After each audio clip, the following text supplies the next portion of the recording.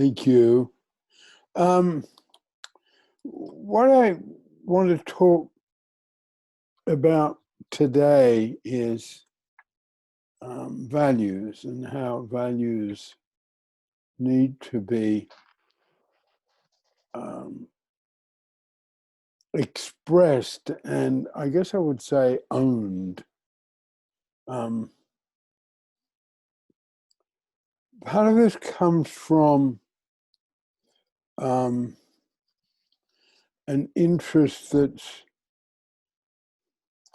always been there for me, even before I became involved in, counseling and therapy and Dave Pellin and Fritz Perls and all of that, is that as a sort of young civil servant and student of economics, I was very influenced by a man called Gunnar Myrdal, who's a Swedish economist. He also wrote, in terms of America, he wrote one of the first real studies of Black sociology, really, what was then called Negroes. And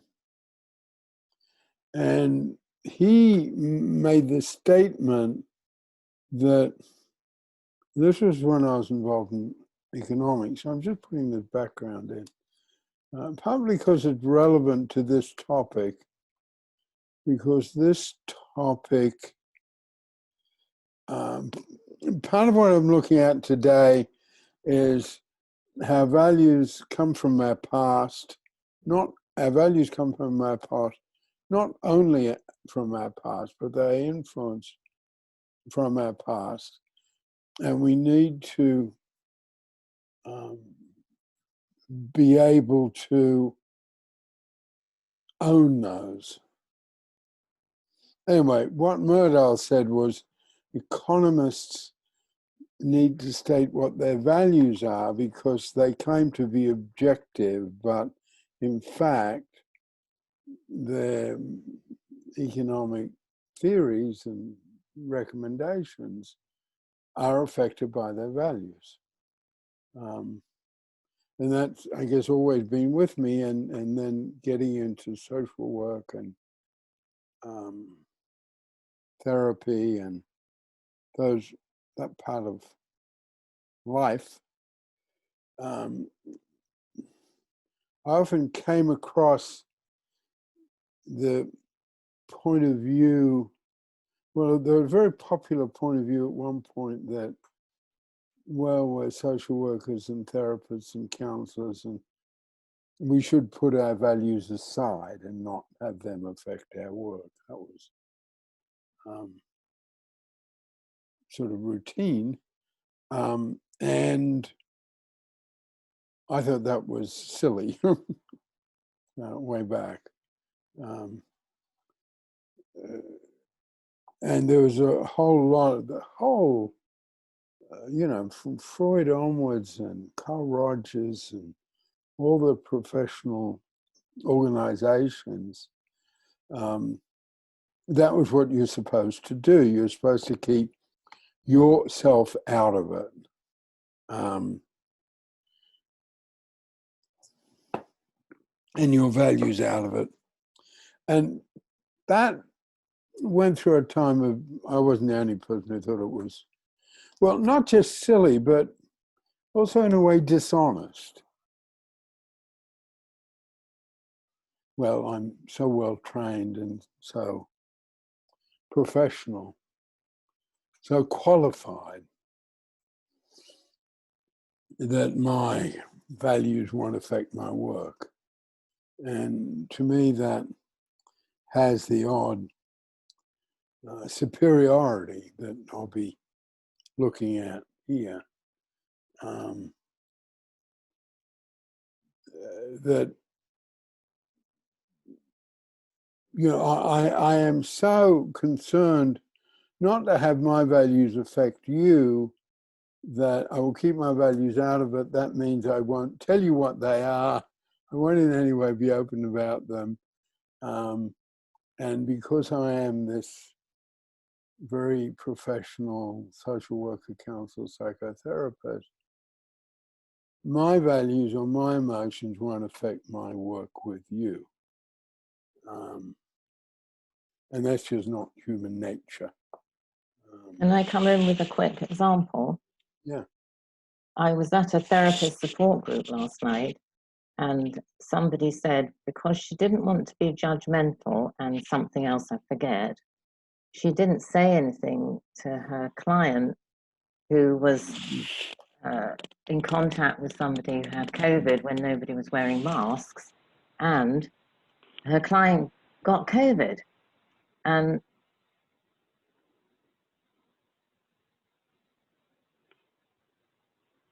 hello? I think you ended up muting yourself. Nikki's silencing Mary, and she doesn't know she is.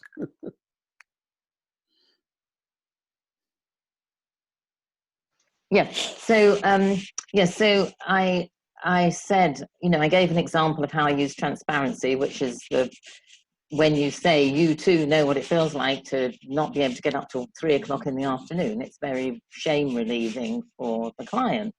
And then I just gave a little speech about transparency, basically. And it had quite a nice ending because 3 people asked to know more about contribution training, gave me their email addresses. But I was a bit amazed that you could stop yourself helping your client be safe by thinking you didn't want to be a mother to the client. She didn't want to be a mother to the client. She didn't want to be judgmental. So she didn't do a simple safety thing. And as I said, if you don't say something about suicide when you think your client's in danger from suicide, you can get into trouble. What's the difference here? Yeah, so that's the sort of background to it. And then developing transparency. And then I guess Fritz Perls was in the same thing. It is, I think it's still the case that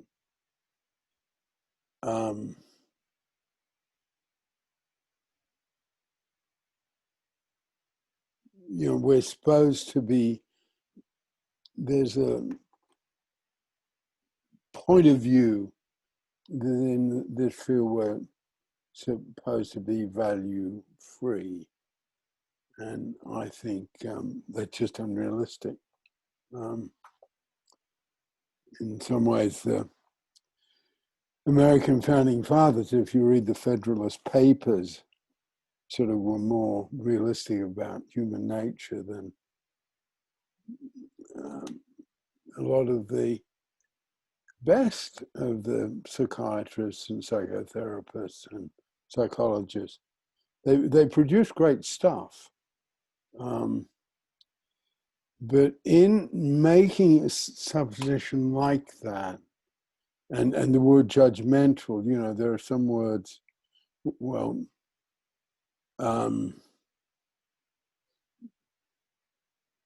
being judgmental, being helpful, was simply not only not acceptable, not a way that one should practice, but they were regarded as unethical.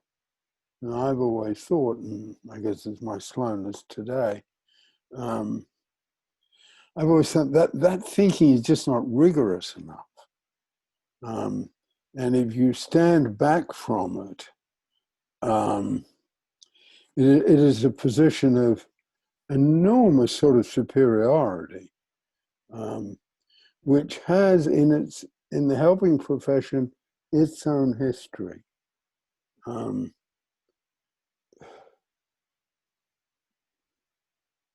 And so in Pellin, we're transparent and we're judgmental. And we make judgments.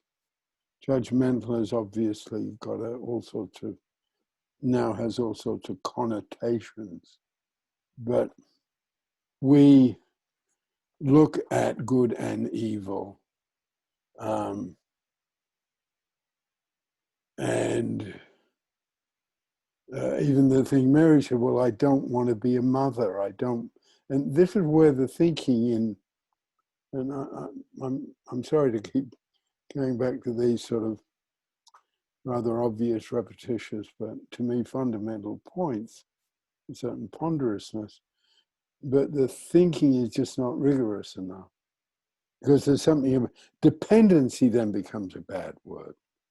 You know, hello, you know, it's like saying, uh-oh, there are obese people in the world. So what we all have to do starting tomorrow is not eat. Because there's no obesity without food. And the rigor, the thinking is really lacks rigor. And I guess I can be either slow or way too wordy. I've got to find some balance. Sorry. I get riled up about this.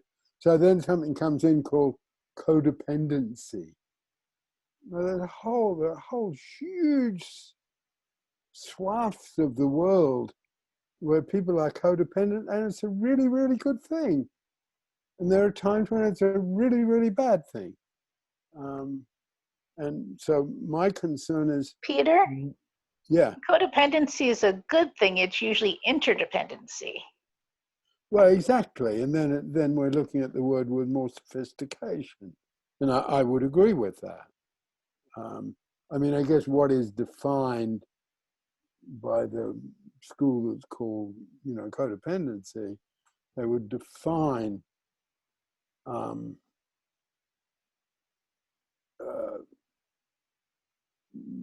codependency is that part of dependency that is bad.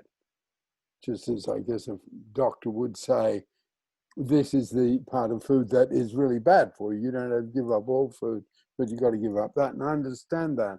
But as it sort of comes down, dependency gets a bad name. Making judgments gets a bad name. And in my field, talking about addressing human evil, well, you can't really call it evil. It's just got some psychological mechanism that we've got to look at. And, as a person interested in history, no, there is evil. And as human beings, we make judgments. And then David Pellin comes along, and I feel sort of faces all this, and he looked at what we're talking about in terms of values. He talks about hurt and made a big thing about talking about hurt. But he also said it could be measured. And then we evaluate in terms of hurt and purpose. And we are looking at, is, just to use that example, which might be a bit controversial, is dependency good or bad? Not all dependency, and I would say not all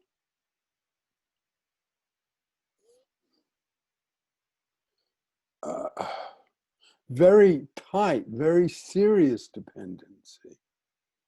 Not all, for some people that works, some people it doesn't. So we're coming down to, I guess, trying to stay with the point of realizing that we make these judgments anyway. And also a lot of the judgments or assessments we make or the values we hold come from our past. And what I'm saying with my concept of transparency, because that part of the work's mine. I mean, both David Pellin and Fritz Perls, my two major teachers, were amongst the least transparent people I've ever met. They didn't like it. They didn't quite want to be open about who they were. And so I come along with something different, which of course, and then in my life, I come across AA, not from a personal need, but me seeing how effective it was for other people. And it was like, wow, here is something that validates what I've been struggling with. And as I say, and it's certainly part of Pellin values in terms of transparency. And I've said it here before, for me personally, the most important statement in my field of work, given all the books and all the theories, including me, including David Pellin, Fritz Perls, Sigmund Freud, whoever, the most important statement in my field of work is, I'm Bill, I'm an alcoholic. That to me is the soul of this work when we're working at our best, because that's the way I believe we connect with each other. And that's why we have passive listening.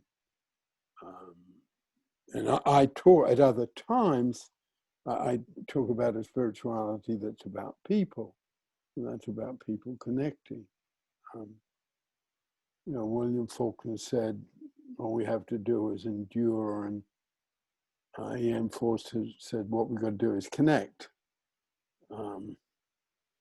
Taking it back into another context, in terms of the part of our work that I guess lives within the general field of psychotherapy and counseling.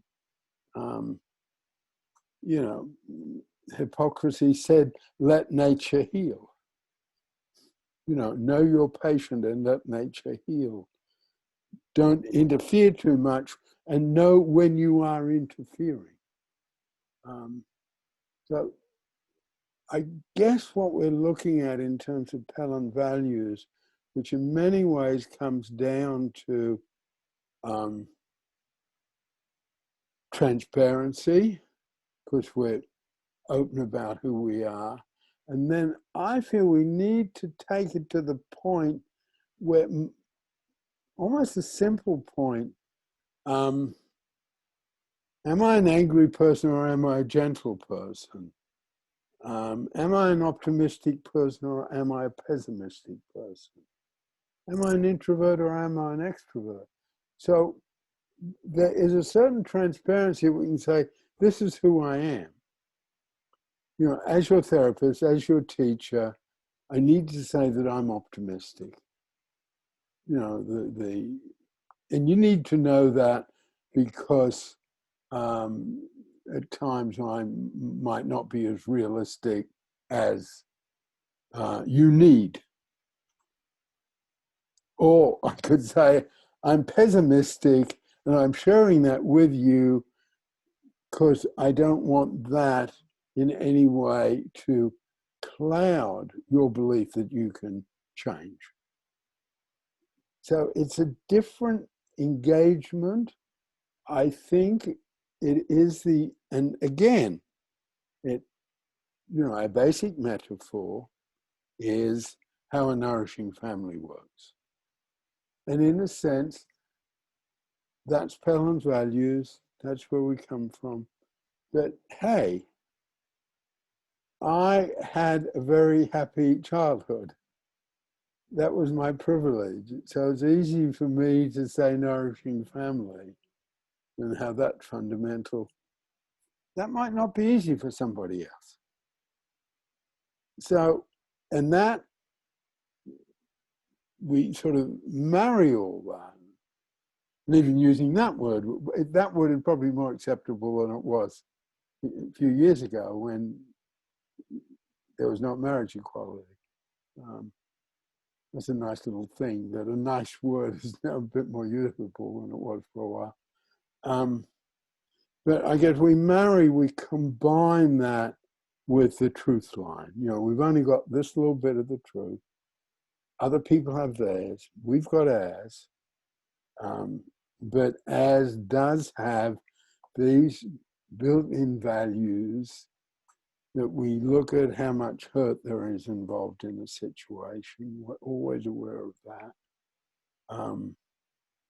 And we want to make nourishing contributions, and we want to enable people to learn how to, in nourishing ways, get their needs met, and learn how to make positive and nourishing contributions to the world as people do learn who've had the privilege of growing up in a nourishing family. So, and it's sort of stating those things so someone can come along and say, well, I don't agree with that. Well, that's okay. But we want to be clear who we are and where we come from. And that happens in a lot of fields of life, but it tends not to happen enough within the helping professions. People in a simple way saying who they are, where they come from, what they believe in. I'm finding a simple way to say that and that is, some of my vehemence is that, I have very close colleagues right now who simply wouldn't agree with that. I'm a psychotherapist, so I've got certain skills. I'm training those skills. I can deliver them, and it interferes rather than improves the work if my patient or client knows about who I am. That gets in the way. So there are very different bits of the whole truth. And in some way it does come down, I think, on a day-to-day basis in terms of the tools, which of course, I'm, in terms of the session we had on Sunday, I'm over the moon about how you're using the tools. I mean that seriously. I thought, wow, we're doing it. So, the tool here is evaluating in terms of hurt and purpose and taking risks about being transparent. And just for a moment, before I stop, I just want to tie that into the issue about therapy and politics and Pellin becoming an organization that maybe I'd say is clearly political as well as therapeutic. Some of that power, particularly of the young, and I'm saying that from my age,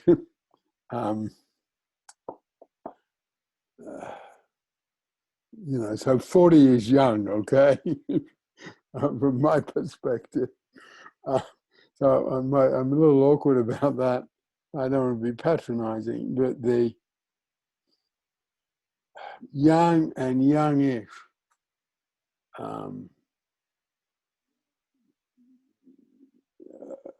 female, and particularly black and female politicians who are coming through in America, are coming through with a very powerful transparency. After I got my law degree, I served time because I picked up for marijuana. I was homeless with 2 small kids. They are making those statements and getting elected on the back of that particular transparency. And I feel my field of work has something to learn from that. And the way they're using it, who knows where all the influences interact. But, a woman called Cori Bush, who had a smashing victory yesterday in Ferguson. Of course, it's St. Louis, not Ferguson, but that's where Ferguson is.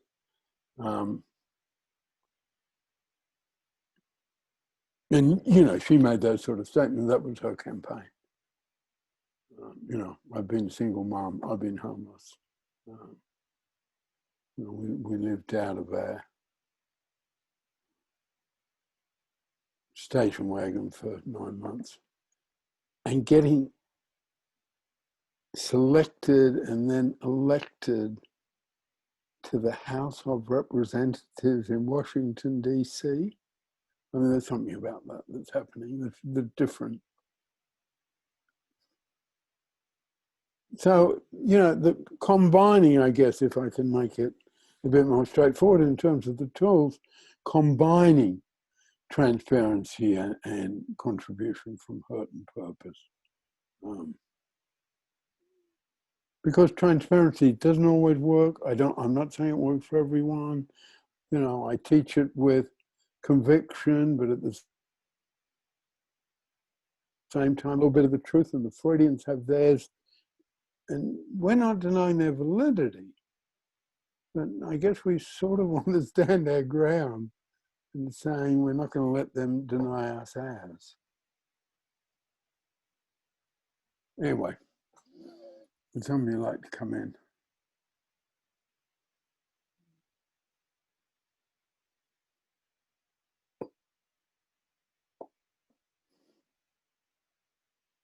Elizabeth? Oh no, she's not there. She's not here today, yeah. I had some thoughts while you were talking, but I've forgotten what they were, but I'll come in when they come back. Vic? Good to see you. Thanks. It's very nice to be here. And I've kind of let Mary know some of the things that have been going on that prevented me from being here. I won't take up a moment. I've been doing a lot of painting and found that I joked with Mary. I said, well, I'm not 30 anymore. Whoops, I'm not 40 anymore. Whoops, I'm not 50. Oh, well, let's leave that alone, because I did 2 days of painting around the house here, and I've taken 4 days to recover. So it's kind of shocked me, you know. But anyhow, it's good to be here. I'm still processing everything you said. I have so much that it triggers that I don't want to say anything at the moment, but I may later. Thank you very much. Yeah, okay. Trump is evil politically. He's just he's so divisive and so full of hate. Trump is evil.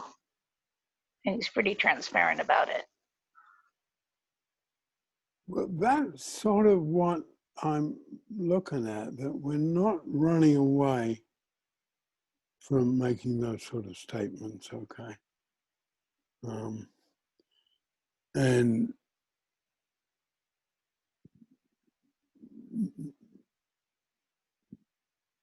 you can't, yeah, I would agree.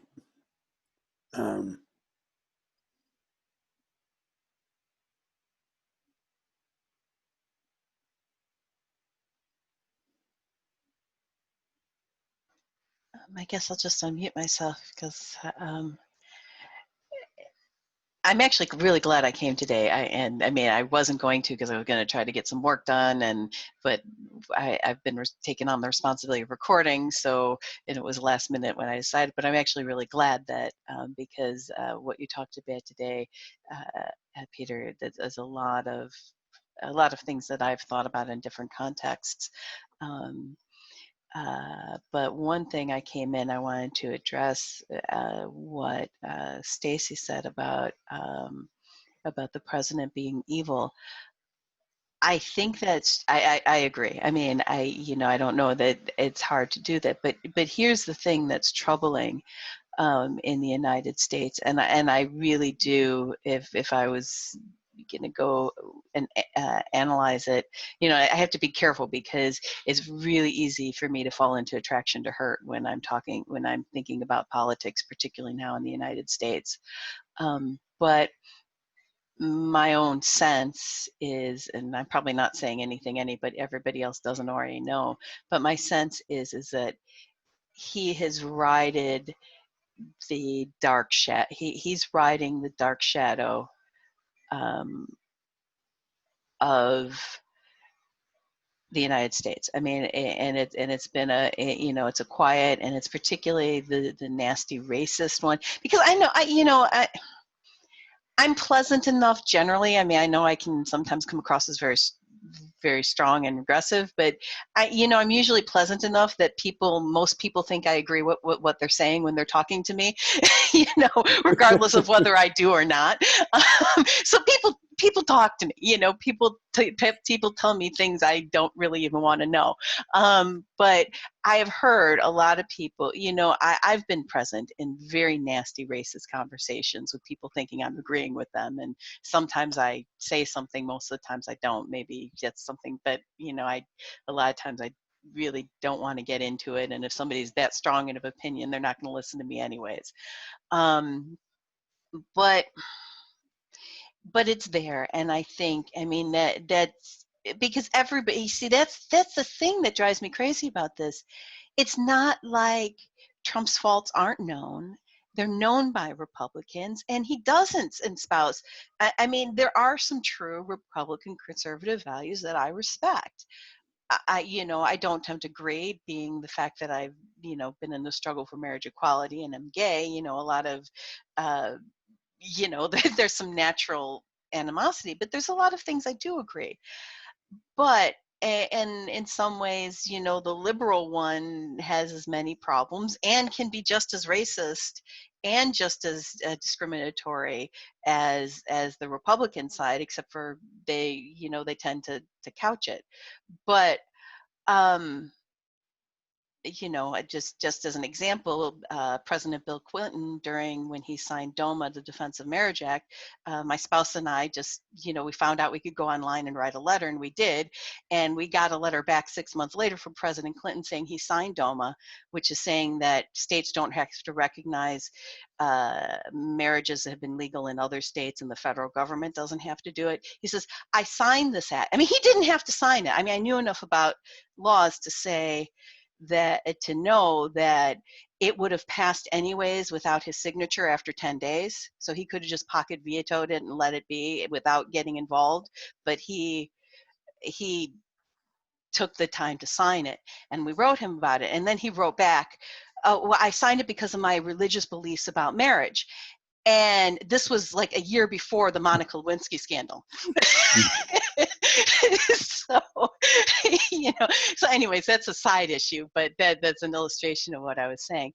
But I do think, and I don't know, like I said, I'm just saying that to say it, but I don't think that the issue with Trump's going to be healed, whether or not he's elected, and the issue between the North and South, until that underlying evil, that underlying racism, that underlying nastiness, there's a lot of good things about the U.S. too. But there is that nasty shadow and underside, and I don't think it's going to heal until that heals. So, but yeah, there was sorry, I went up talking about much different. What I ended up talking about was much different than what I was intending, but I'm going to stop because I've been talking a while, but thank you. No, I really appreciate it, because I think they're the issues we struggle with. And in my field has sort of been often sort of closed off from them. And we need not to be. We need to be able to be straightforward about them. And what is evil and what is not evil is something that can be debated at great length. But history sort of looks after it in some way. History looks after who the great authors are and who the great artists are. Hitler was evil, and Trump studies Hitler's speeches about how he rallied the crowds. Yeah.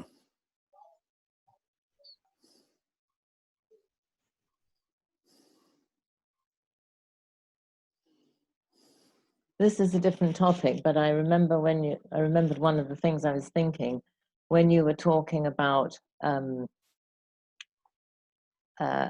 nourishing about values coming from our family.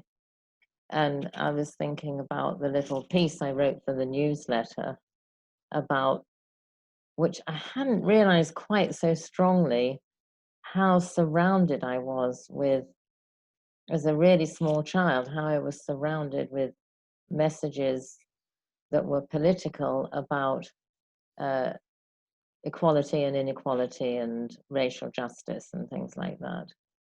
And it was kind of interesting pulling all the threads together to write a little article for the newsletter.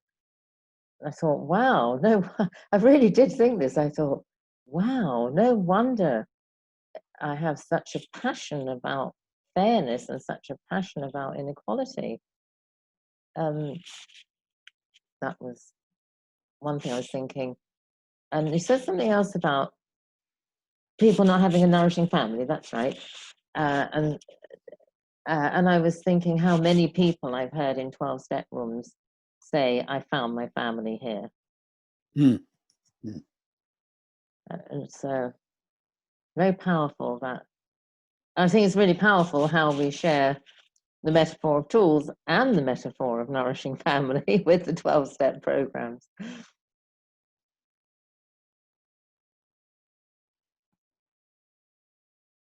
That's true in AA. Part of the preamble is welcome home.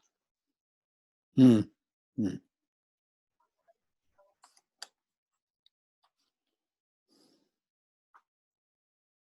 That's interesting. I didn't know that. I don't think it's in the Al-Anon preamble.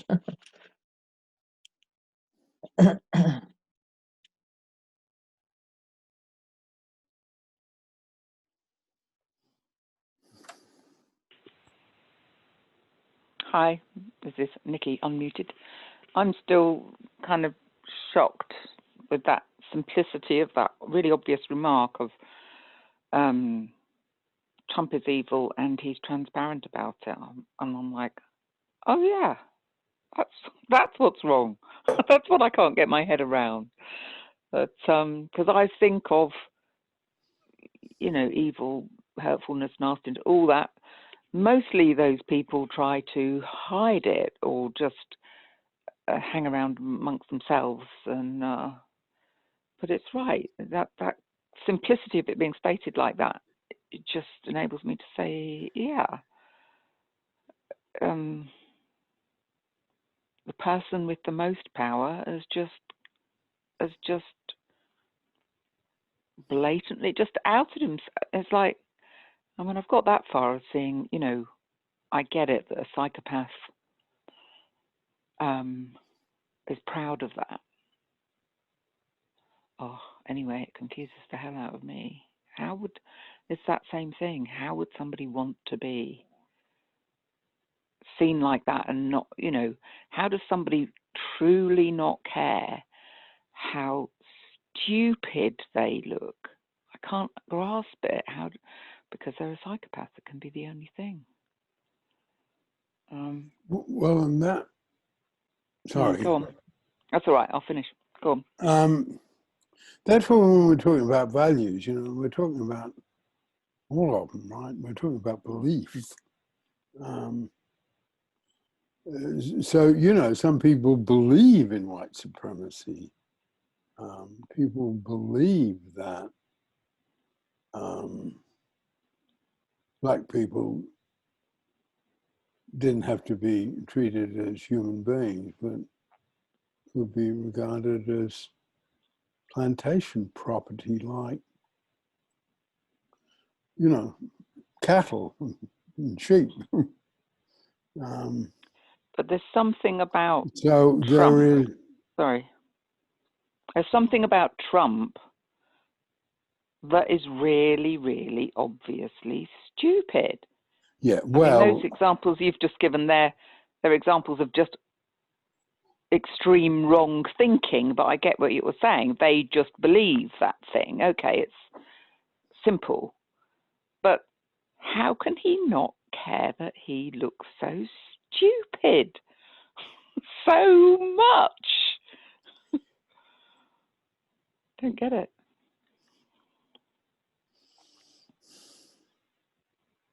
I mean that he say one thing and then he'll tweet something else and then he'll just fluff and flatten. Bullshit baffles brains. It's like, we're watching you, man. Can't you tell? don't you think we've got brains and we can follow a train of thought? He doesn't care, does he? He doesn't care the other person's perspective, so he just doesn't care that he looks completely stupid. Well, that to me is one of the great blessings of the United States, and there's something I know I said to Cynthia a couple of weeks ago as a point of comfort. The extreme right tends to be really stupid and really end up going too far and collapsing. But it's a bit dangerous to be, how could I say, dependent on that, okay? So Peter Joe was trying to say something. Yeah, Joe. Yeah. I'm thinking about the business of the therapeutic relationship and transparency, and thinking three situations, friendly situations recently, where people have said out loud, I'm not going to say any more right now because I think you lot are more left than me or more feminist than me. So I'm thinking there is an argument for being careful about how transparent we are to clients if it shuts them up. We do not want to shut them up. Oh, absolutely. And, you know, part of the training in Pellin, you know, sort of further in, is that in the main, transparency is necessary in the caring life force, but not necessarily, not as necessary in the other two. But there's a particular thing where if someone's, and this goes back to the levels of listening, if someone's got low goodwill, or what in another part of the work we call resistance to nourishing change, don't be transparent, because they will not be able to resist using your transparency against you. And that can be, so, you know, transparency is a sort of point of selection. And I think that's where it does fit with a nourishing family, because good parents will be transparent with their kids, and that will be part of their effectiveness. But in fact, and it all happens unconsciously in a family at its best, but the timing of that transparency, you know, time, place, content, will be very, very thought through. Even if, so at times it's, yeah, transparency is a bad idea. It's only going to make things worse, not better. The reason I guess I'm pushing it here, or looking at it a lot here, is because I think it is, particularly in my field of work, I think transparency is really crucial in terms of values. Otherwise, people can pick up all sorts of messages. But given that, I'm not saying it's easy, and I'm not saying it's always appropriate, and I'm not, you know, the whole Pellin concept of transparency is not sort of, you know, letting everything hang out at all. So it's a tool that needs to be used with skill. I'll put it that way. I was just looking in my journal because before I wrote the bit that ended up in the newsletter about the politics in the background, I was thinking about the coat of positive around the negative of knowing all my mother's anxieties and upsets when I was too little to know them, really. And the coat of positive is that I do know a lot of the family things that are often kept secret from children to protect them. And although some of those things were upsetting to me at the time, especially being around people from families of alcoholics, you see a lot of huge destruction from secrets being kept and real damage to people's sense of themselves. And as an adult, I really appreciate that there aren't these skeleton. Like I know the skeletons, or I think I know them. Anyway, I know some of them for sure, and I think it's really contributed to my own bravery about transparency. I say bravery because throughout my whole career as a counselor and then a trainee and intern in the field, in the system field, not inside Pellin, I was really open of difficulty with mood swings and my recovery path, partly because of wanting to blow Pellin's horn. And I did get fallback from that on occasion. But, if I think about, do I wish that hadn't happened, that I didn't have those things that were undeniably an emotional burden for a little girl? Well, it's a toss-up, really, because I do think I've really benefited by understanding things about how difficulties people face. And I understand about single mothers from bringing up children and never having been a mother, from knowing too much about what was happening for my mum. It helps me with clients, so the whole thing about hurt and then being able to contribute from it is a really interesting area, isn't it?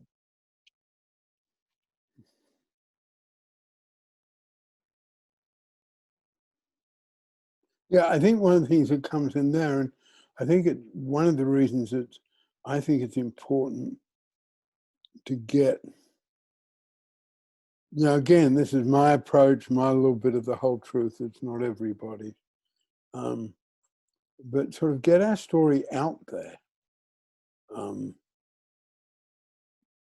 Because I think it aids the learning process. And I guess I do draw on particularly modern politics in America, but getting the story out there really early, I think makes for a more effective politician.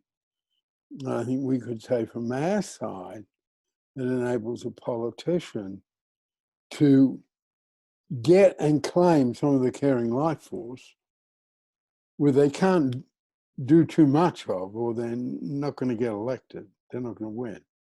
No, it's a tough game, particularly in America, where the material life force is so important in terms of politics. The amounts of money that have to be raised, even by the left-wing people, are unmatched anywhere else in the world.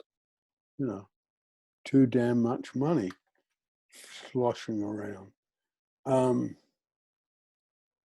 So I think to be able to grab a bit, by being transparent, you can grab a bit of your caring life force and it's out there.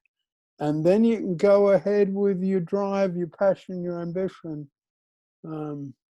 I guess because you're standing on solid ground. And I think one of the weaknesses in my field of work, because people are trained not to be transparent, and there's no, in general, acceptance of this concept of transparency. So in a way, people are standing on a school of thought and practice rather than standing on their own life. And that's got to be dumb. This is just my point of view. And, just to say a piece of transparency, I do want to just state briefly, you know, I've been hammered over this. You know, I've been hammered and dismissed over this one issue. Like, you know, you're beyond the pale and you don't understand. And then a whole lot of theory is thrown at me. So I guess there's a bit, and I need to get that bit out so I can drop it. But that's certainly, you know, behind my, I guess behind some of my tension getting this out. Yeah, it's just. If I may again, now I'm coming back. The other thing, the thing I'd actually intended to talk about and talked about something else when I was talking before. This has been a very interesting conversation and different lecture because, and also explains some things that I didn't necessarily understand about other astrologers. A lot of astrologers come to that with a social work or psychology background as well, and I come from a background as a lawyer, and I was thinking about how different my training was as a lawyer. Now, as a lawyer, yes, we are supposed to put our values aside when you're representing a client because your job at that moment is to be the mouthpiece for your client. You know, and in fact, I was even, you know, told during, you know, because I tend to use a lot of I thinks, and, you know, one of the things in arguments Yeah. was nobody cares what you think. You know, my Yeah. client's position is the law is.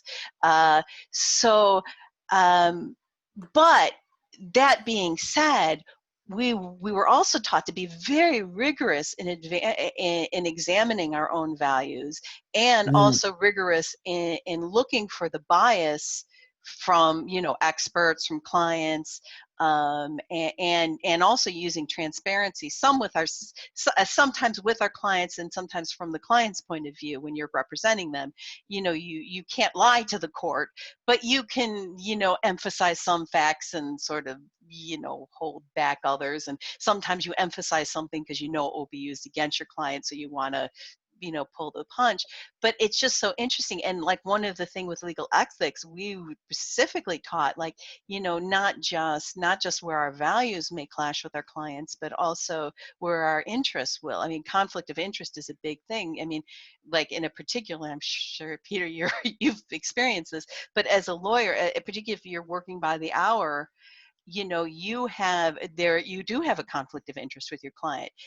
Your client's interest in terms of financial is to get the case done quickly and to not have to pay you a lot. And if you've got a business person, and it's not, and being aware of that, and just saying, you know, and putting aside your own interest in wanting to make more money, you know, and sometimes there's jokes, and some attorneys don't, and those are usually, and my own view is that. But that whole concept of values, and you know, and you are also taught very specifically, if your values are such that you cannot represent the client, you have an ethical duty to withdraw from the case. If they, you know, and you sort of had to know where your line was. What can I do and what can I say that, you know, where can I fudge on my values? And I know some lawyers didn't, but I was pretty clear on my values to my client. And I would, you know, one of them is, just because, one of them I would often say, particularly in family law, just because something is legal doesn't mean it's a good idea. And I would often try to talk my clients out of positions, not just because they probably weren't going to get very far in court, but also because, you know, that's not a nice thing to do to your children. I mean, I wasn't big on, you know, some people really wanted revenge, and you know, and I actually tried to pull people back into their material life force a lot in that, because that's where I could get them in the calm. And some people it was easier to do than others, and their caring life force, particularly when it came to their children. But it's just really interesting, because when you're talking, I had no idea that that's how therapists were trained. You know, I had no idea about this. So this is really good, and it's made me understand some disagreements and some things that have baffled me when I'm dealing with people who are coming from a social work or therapeutic background, and why I don't understand. Like, one of the things that I'm real big on is, you, as an astrologer, your job is to be an intermediary between heaven and earth. So your beliefs, your religion is really important. And a lot of astrologers keep that quiet, and sometimes religion is actually forbidden in astrology forums. And I'm like, how can you practice? I mean, yes, you can be honoring other people's beliefs and you could do that, but how, where do you have to know what heaven is before you can try to be an intermediary. So, but now what you said makes all of these conflicts and all of my, where I'd be scratching my head, makes sense. So thank you. Just to add to that, and I can't put my hands on it quickly, so I won't try now, but I will try and get it to you. And there's a part, I'm reading a book, autobiography actually, of Gandhi. And when he was in South Africa as a young man, as a lawyer, as a barrister trained in England, and, recognized an English barrister, and he went out there, and he's mainly working in business law.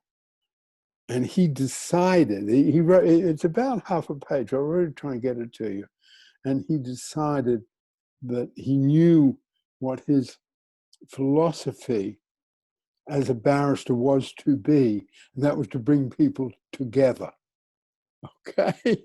And I mean, that was sort of the start of a whole journey where he, became Gandhi. But I just wanted to share that with you because it really, it really sort of stunned me. Okay. And it's good, it's a good couple of paragraphs on how he had come to this conclusion. Thank you. That's really interesting. I did not know he had been a barrister. Thank you. Yeah, It's yeah. really No, interesting. I'll get that for you for sure.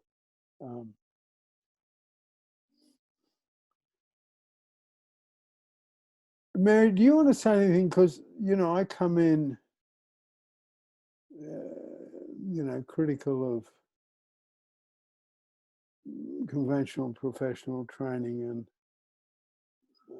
in this particular spot, I'm not being particularly balanced about it. I don't want to be, but. Well, I'm not sure I'm very balanced about it. I mean, I note it. Sorry. Yeah, just your views on that, and Cease's your views on that. Well, are you hearing me? Okay. Yeah. Yeah.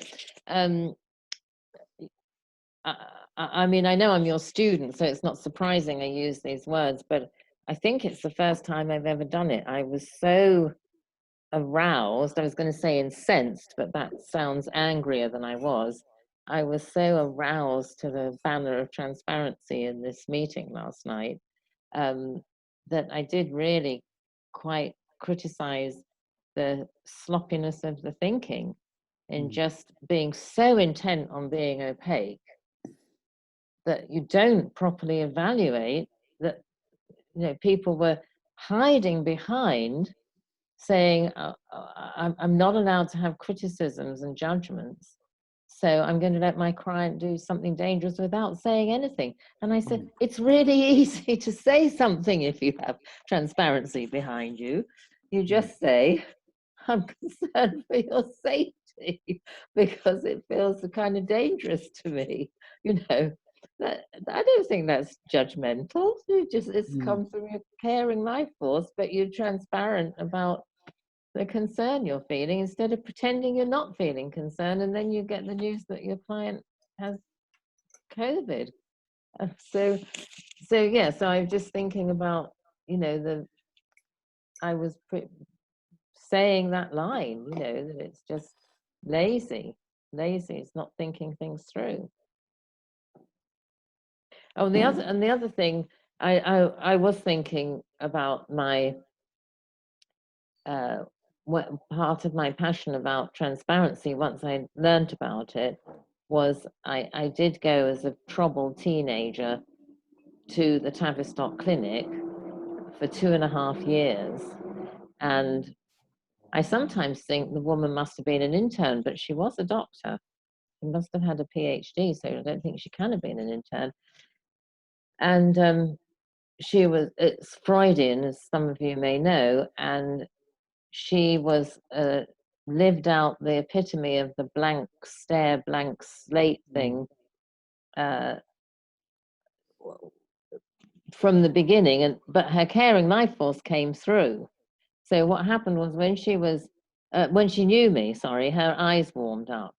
She didn't say much ever, and but I saw her caring life force wake up when she knew me, and there was something that would have changed my whole life if I'd been able to tell her, and I was too ashamed and too guilty, and I would look like this in the room when I was with her.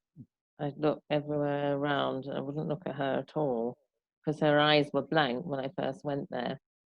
And in later years, I thought, if she'd asked me one question, like, it's not even a transparency on her part, but just coming from behind the stonewalling opaque thing and said, you seem to have difficulty looking at me. Is there something troubling you?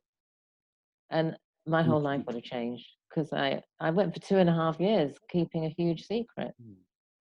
And so I do have very, very passionate feelings about transparency. And, I have had clients that, or heard about clients, I can't remember, who really don't want to know anything about their therapist. And I can see that point of view. I've even had one time when I wanted therapy when I didn't want to know anything about the therapist. But I feel I've seen more harm and hurt done by lack of transparency than the other. So I'm open about my allegiance to it. Cease? Sorry, I came in late. Are we talking about transparency from our own lives or transparency about our political situation, beliefs? We started off talking about values and values in the field. And just to sum up, and of course it's recorded for you, but how within Pellin, we're not afraid to make judgments. We're not, and then we got into transparency. And I was one of the ways I was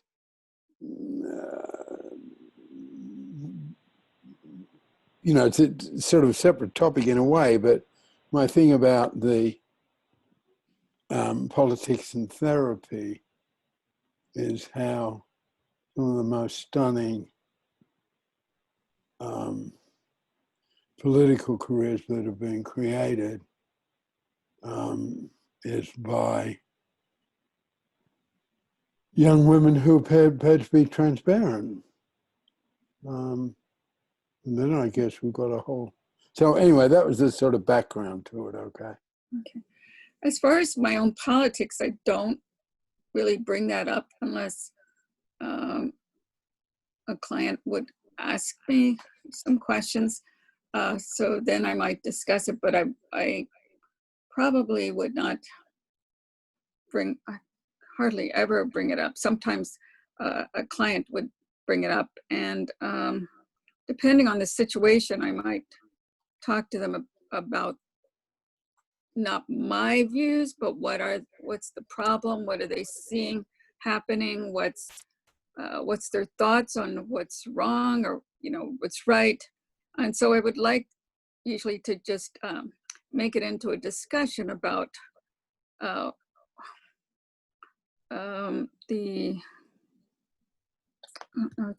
whole thing about the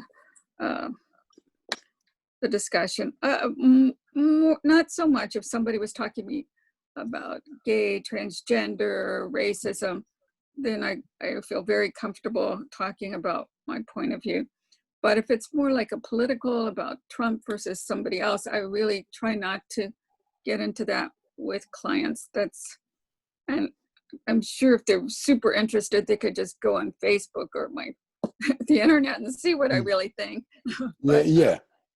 So I do try to be, I sometimes use psychodrama, which is a little bit similar to Gestalt, where you have people working out their problem from their point of view, different parts of themselves.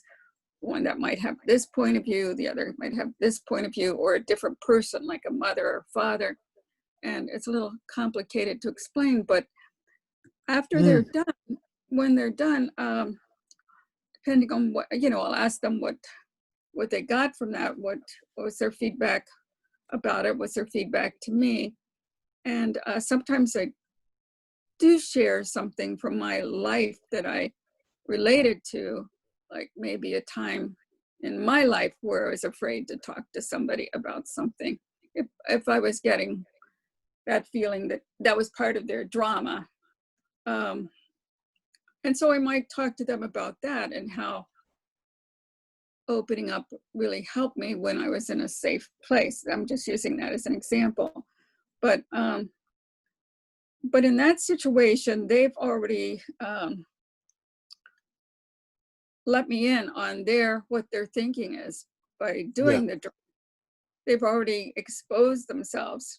And so at that point, I feel like it's okay for me to expose some of myself. I won't go into it in great detail with them, but I'll share some inner feelings that maybe this reminded me of, or some way to relate to what they were doing, their drama. And so that might be how I would use transparency in therapy. But I do a lot of evaluations where it's not really needed or appropriate for forensic purposes or Social Security. People tell me a lot in those situations, but it's not, in that situation, everybody comes in and says they hate Trump. So I kind of laugh along with them, but it's surprising. Remarkable. But I don't get into a conversation about Trump, because that's not the purpose of our meeting. That's not going to be very helpful to them. It's more helpful for me to be able to find out about them and be able to document that in a way that's useful to them. So that's how I've been handling that. Depending on the person in my personal life, I have able to be transparent in situations, not all the time, but once I've established that safety with them, it's very easy, and it'll be back and forth, not just me. So, I'm a little bit different because I'm not doing a lot of psychotherapy right now. But let me tell you one more thing. When some of the work that I have worked with is these programs in Africa and Central and South America, where we do some of the Gestalt type work or other exercises, passive listening, active listening, all that kind of stuff. But in that situation, this alternatives to violence, you're expected to be somewhat transparent in your, when we go around the circle to talk about our feelings or what we thought about it, what we got out of it. Just because you're a facilitator, you're still expected to be part of the group. And that's kind of a group norm that's been agreed to by everyone. And so we're all learners at the same time. We're all learning. And we're all set to support each other. So it's a different setup, and it works very well. And also sometimes it's very political because people are in very political situations in those countries. And so there is discussion about politics. And there might be people from different political situations, which sometimes can be good for them to hear each other's thinking in a safe environment. So lots of ifs, Yeah. lots of different things to keep in mind. Joe?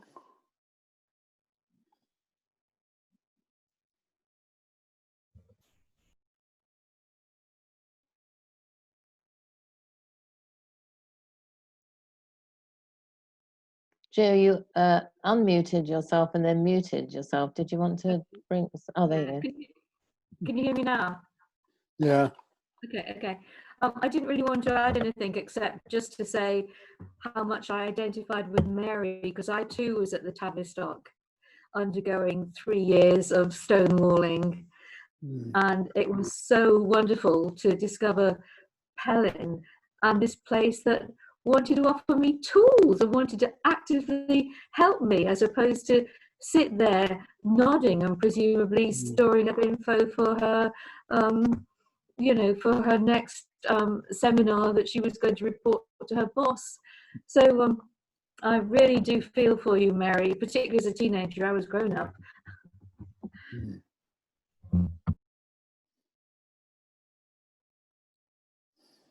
I said thank you to the muted screen.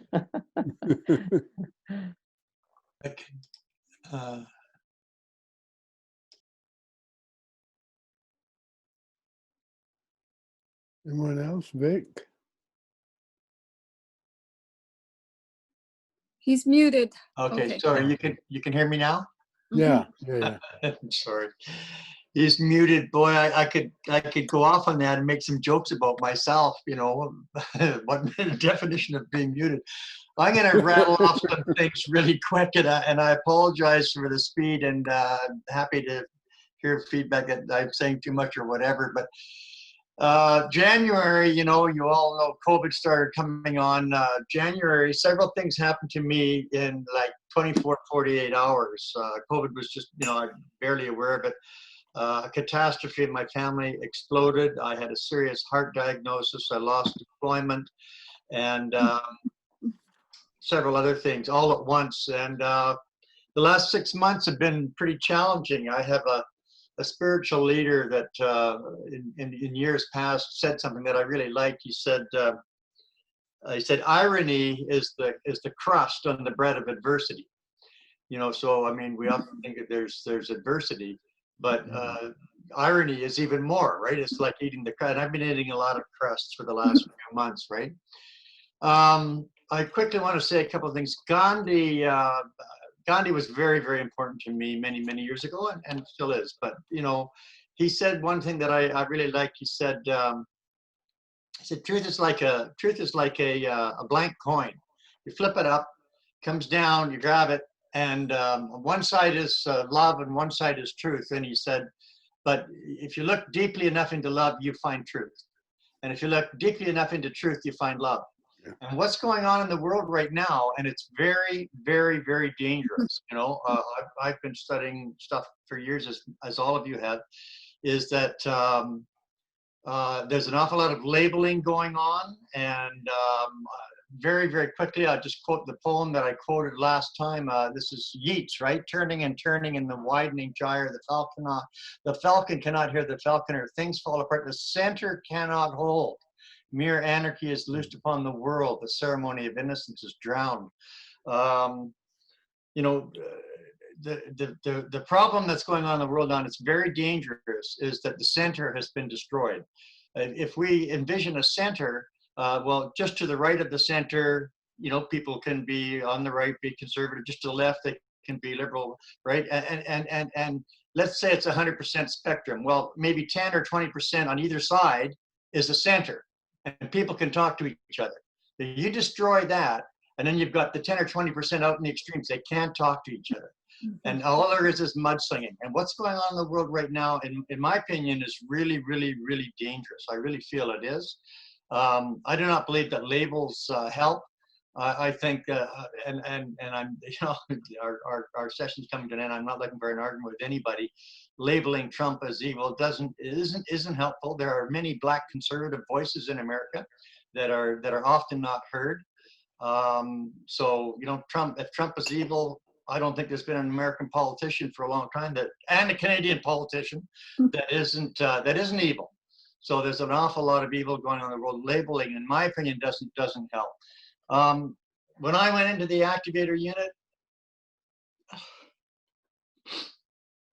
half a century ago, I found a man whose genius was, anybody coming through that door is a hurt person. You all have hurt.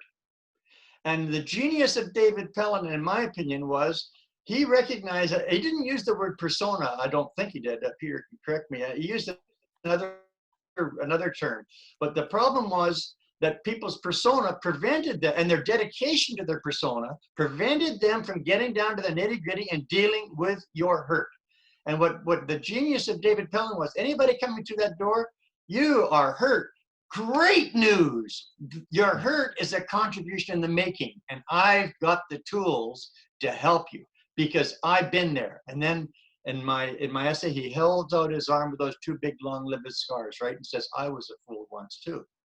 All right. And so there's an awful lot going on in the world. There's a lot going on with all of us. And I mentioned the irony in my last 6 months. I really enjoyed being here. But I'll be really honest and transparent. You know, I'm on the conservative side, whatever that means. And again, I don't really like labels. I think labels, sometimes things are lost in labels. But there's an awful lot going on in the world here, and people need to talk to each other. And I would hope that can happen. I enjoy being here, and thank you for all of your contributions. Let's try to remember Gandhi. That coin, that blank coin, love and truth together. There's too much going on in the world. I've seen this in all kinds of organizations, including organizations that I've been devoted to for 45 years. And then if somebody has the truth, great, but they teach it without love. That's a problem. Somebody has love, that's wonderful, but you express your love without truth, that's a problem. Gandhi was a genius. And David Pellin said when he gave his great lecture on awareness, you know, it was stunning to me to have had months of this marvelous, wonderful man with his healing power, and he had energy. It was actually real. And his tools. It was stunning to me when he gave his lecture on objective awareness, which is the spiritual. And he said, you know, what do I have? He said, most people have like 0.5% awareness. So, okay. And then he said, what do I have? And I'm sitting there listening, and he says, 2 or 3%. What? And then he said, if you want to know what spiritual objective awareness is, you have to look at people that have a lot. And he said, Gandhi probably had, and he had this, in his background, he had this tool for measuring, and he never, you know, articulated much about it, but he said, Gandhi figured had 18%. And then this minister asked him, you know, well, what about Jesus Christ? And David said, and I remember this, David said, he estimated Christ's awareness at 60%. He said he can't deal with it. So here was a man who had been into the deep part of the hurt of his own life and came back with tools to help people, and everybody has hurt. Now, this is the great, wonderful thing. This is your common humanity. You walk through that door, says, great, you got hurt, wonderful. Contribution in the making. I've got the tools to help you develop a contribution. To me, that's the genius of David Pellin. And it's wonderful for me to connect with you all. I've said as much as I can, and I apologize for taking up more time and being speedy on it, but it's the only way I can do it. I'm eating a lot of crusts right now in my life, and I'm grateful to connect with you all. And so thank you very much. No, thank you. Just to sort of summarize a bit, just about transparency and that particular value,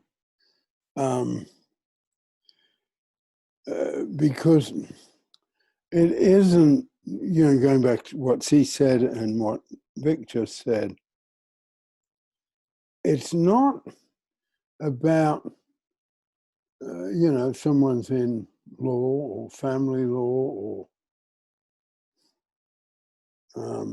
you know, addiction work. it's not about sort of engaging politically, okay, or in any way using, say, my position to dominate, or Vic's word, label in any way. But what you said, Joe, is not being that blankness that, you know, so much of this work came from Freud and all the way through.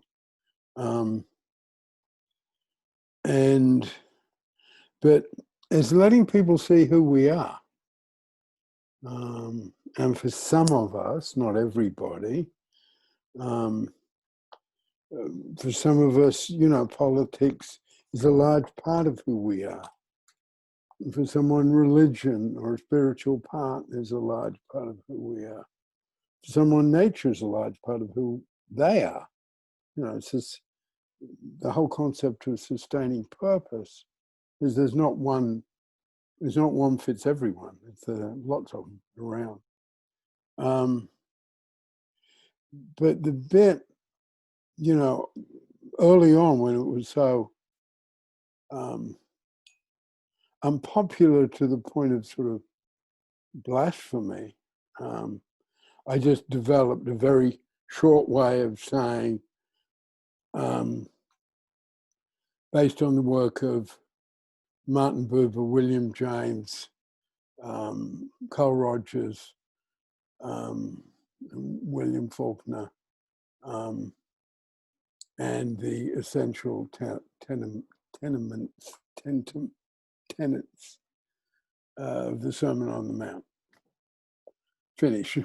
And the reason I came up with just this list of names was, and this is being transparent, you know, I was a bit tired of being cut up. Well, you haven't really thought it through, point of view. And how can you stand up against Freud? So I had these to chuck about. People say, oh, but on the other hand, it is there. We can say our approach to transparency has these roots in Martin Buber, William James, Ian Forster, Carl Rogers.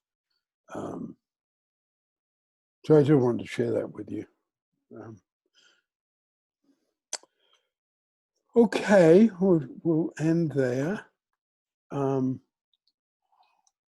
If I'm right, no, I know I'm right. On Sunday, I'm going to be talking about accepted and rejected efforts and what David called the triangle. I actually publicised it in the newsletter, although I could change it, because what you said last time was we were going to focus on the rejected effort aspect of it and the triangle. So yeah, that's fine. Yeah. Yeah, no, that's true. Because what came out of it on Sunday was, help, how can I change my rejected efforts? Help. So thank you, Mary. yeah. And also, I just want to ask something that Victor or you might know the answer to. I wanted to put in Tuesday's newsletter where in the Activator 1 film there's that wonderful little sequence where he's talking about the pendulum and the triangle on the chalkboard. And I didn't have much time because it was really late, and I went through and I couldn't find it. I just wondered if anyone knew whereabouts in the film. That I thought it was like around 2/3 through. Do you happen to know, Victor? No, I don't know, but it's called, David called it the You. Yes. Yeah, and it's that Yeah. bit. I don't know where it is in the film. I can have a look. I'll try and have a look for you. I do Yeah, remember. don't worry if it's busy. That was because it was 11 o'clock at night when I was doing the newsletter. Yeah. So I tried for like 15 minutes. I'll have another look. So that's I just thought that was a really nice thing to show people if they, if they want to go and search the exact scene up, nice for them to see that Yeah, no, it would before or be. after the session. The other thing I recall, and Peter can correct me again, I think the way David represented it was the pendulum inside the triangle. Is that not correct, Peter? No, I don't think so. Oh, okay, that's cool. They were quite separate. Okay, thanks. Just, this is your authority, this is your self-identity. They were his words. And Right. they came down from these. I know what you mean, though, because it makes a lovely diagram. It does. Okay, well, we'll finish there and do our geography. I'm Peter. I'm in Norfolk. Yeah, I know that this part of it's a struggle for me. There's a place I want to get to, and I'm not quite there yet on this whole thing about values and as an organization, where do we stand in a pretty complex world?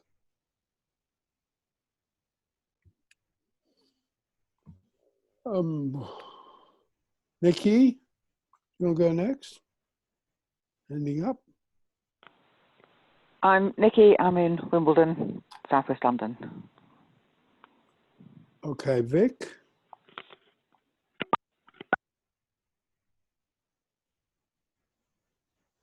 Okay, yeah, I'm Vic. I'm in Abbotsford, BC, hour out of Vancouver. Just final little comment. I think that this word connection is pretty significant now, not only in what we're saying, but the fact that this miraculous technology enables us to do it. I think it's something to be really grateful for.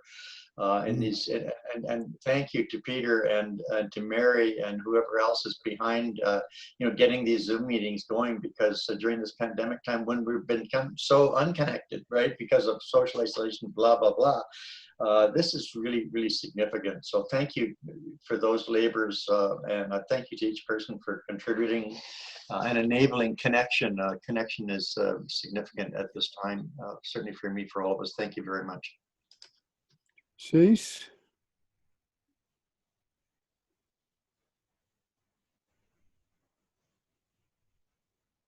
She's not there. Okay. It seems like she's away, yeah. Yeah. Cynthia? Yes, hi, I'm Cynthia in Kankakee, Illinois. One of the things that really struck me when I watched and I'm bringing this up because it relates to that, to everything as I'm thinking about it. One of the things that struck me very strongly in the Activator Unit movement, Activator 1 movie, was when David Pellin said, I don't care your qualifications, I don't care, all I care about is whether you're putting hurt into the world or taking it away. And I think, at least in my part, I think that naming is a little different from labeling, but I think that when I was talking about evil, my definition was a malevolent, intentional putting hurt into the world, and most people don't. And I think that sometimes that gets, and when it gets conflated, and that's one of mine as an outsider, if you can't label that and you start calling that mental illness, that starts to conflate most people who are just struggling with those who actually really want to put hurt in the world. And I think they're two completely different things. Okay. Cease, we're just finishing up. What was the question, or what was? Oh, we're just finishing. Okay. Just where you are and anything you want to say before we stop. That's all. Okay. I think I'll just have to think about it. I mean, I think Pellin just sounds like such an David Pellin sounds like such an extraordinary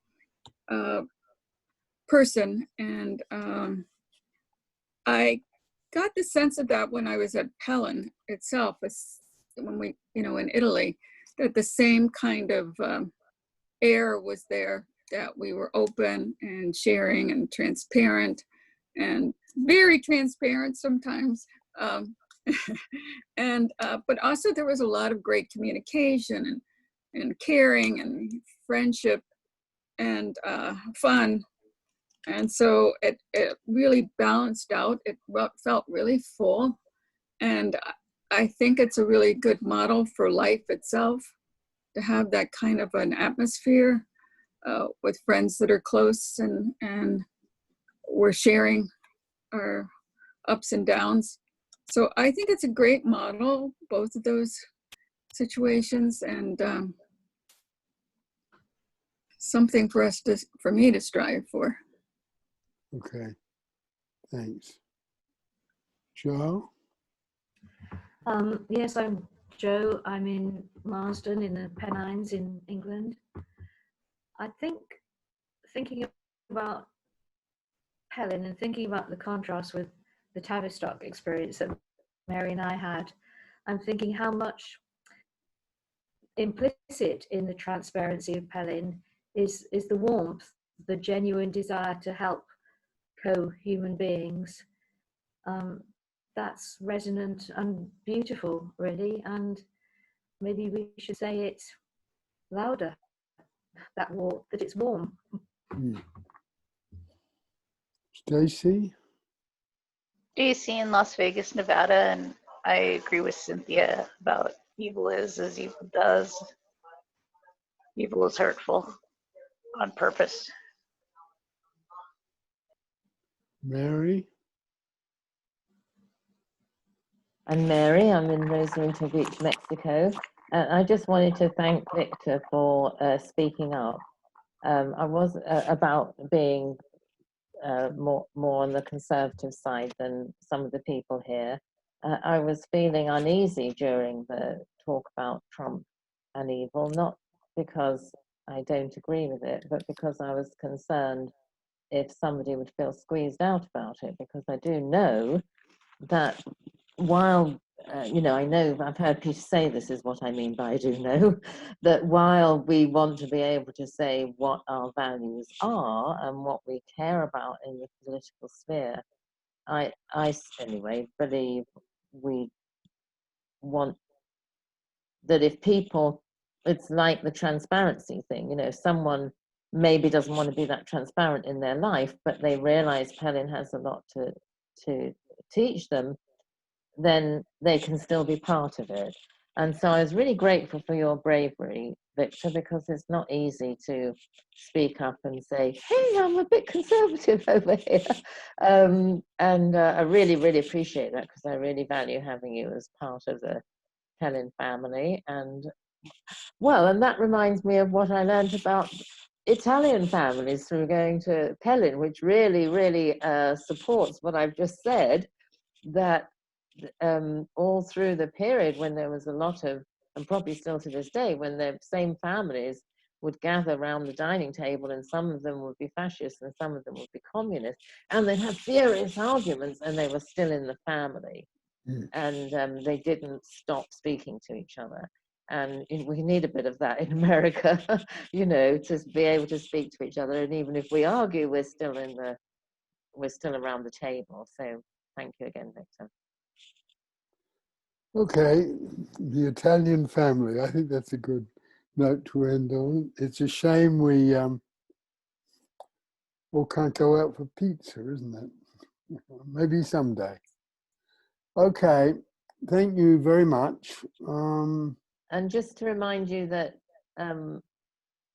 courtesy of, no, it's not recorded. No, I'm the host again. Just to remind you, if anyone wants to stay around for a few minutes, I'll be here. I think that Peter and Nikki and I are intending to meet at the top of the hour, but I can be here if anyone wants to stay around for a few minutes.